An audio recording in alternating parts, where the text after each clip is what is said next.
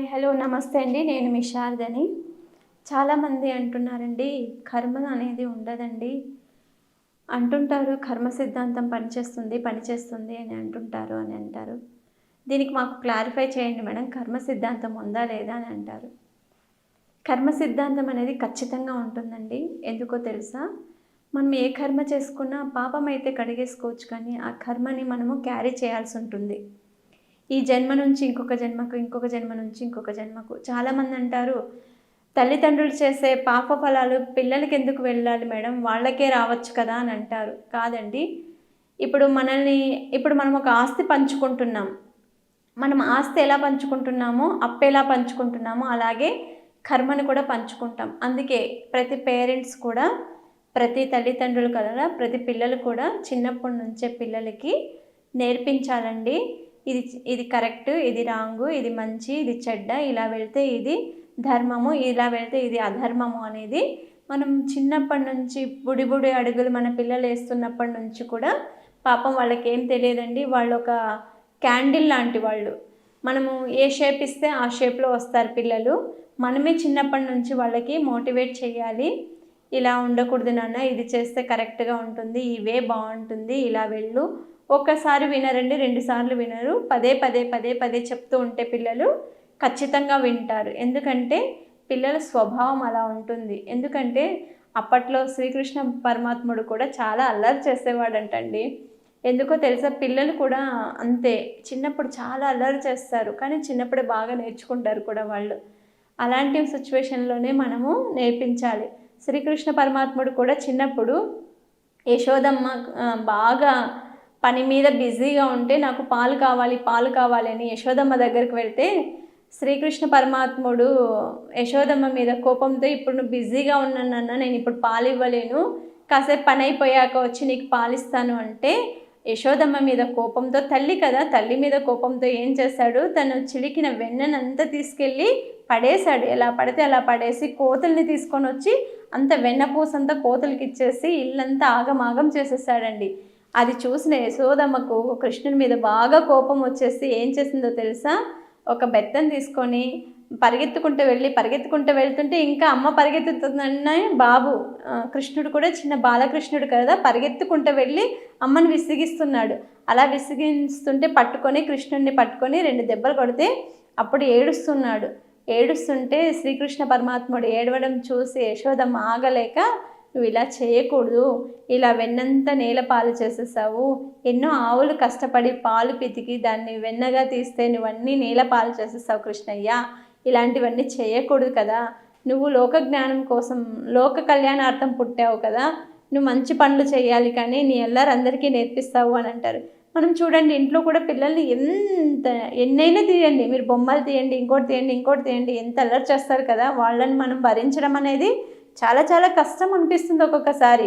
కానీ ప్రతి పిల్లవాడు కూడా ఒక కారణ జన్మలుగానే మన ఇంట్లో ఒక బిడ్డగా పుట్టారు అంటే, మనం వాళ్ళకి ఏ రకంగా రుణపడి ఉన్నామో, లేకపోతే వాళ్ళు మనకి ఏ రకంగా రుణపడి ఉంటేనో మన లైఫ్లోకి వాళ్ళు వచ్చింటారండి. అంతేకాని మనం విసుక్కోకూడదు.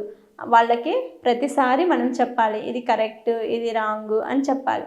కర్మ సిద్ధాంతం పని చేయదు అని అంటాం కదండి. ఎందుకు పని చేయదో తెలుసా?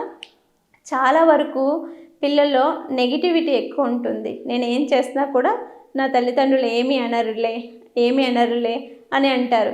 కానీ అది కరెక్ట్ కాదండి. చిన్న వయసులో మనం ఏది నేర్పిస్తే పిల్లలు అదే నేర్చుకుంటారు. ఇప్పుడు ఫర్ ఎగ్జాంపుల్ చూడండి, ఈ గ్లాస్ ఉంది కదా, ఈ గ్లాస్లో నీళ్ళు కొన్ని మలినంగా అనిపిస్తున్నాయి కదా, అదే గ్లాస్లో మనం మంచినీళ్ళని వేసామనుకోండి, కొంతకాలానికి ఆ నీళ్ళన్నీ వైట్గా తయారైపోతాయి కదా. కొంతకాలానికి ఈ నీరంతా కూడా మనకు ఇలా తెల్లగా శుద్ధ జలంలాగా మనం పోస్తూ ఉన్నామనుకోండి, ఇలా పోస్తూ ఉన్నామనుకోండి, ఆ మలిన జలం కూడా శుద్ధ జలంలాగా మారిపోతూ ఉంటుంది కదా. అలానే పిల్లల్లో మనసు కూడా అలానే ఉంటుందండి. మనం ప్రతిరోజు వాళ్ళకి మంచి నేర్పిస్తూ ఉంటే వాళ్ళలో కూడా మంచి అలవాట్లు వస్తూనే ఉంటాయి.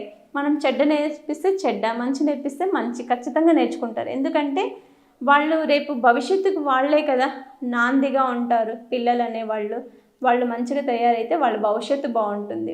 మనల్ని సరిదిద్దడం అనేది మన బాధ్యత. ఇప్పుడు ఇన్స్టిట్యూషన్లో చెప్తున్నారు, ఇంట్లో చెప్తున్నాము, బయట వెళ్ళాక ఇలా ఉండాలి నాన్న, సొసైటీ ఇలా ఉంటుంది, మన కర్మ సిద్ధాంతం ఇలా ఉంటుంది, ఇది చేస్తే మంచి, ఇది చేస్తే చెడ్డ అని మనం చెప్పక ఇంకెవరు చెప్తారండి పిల్లలకి.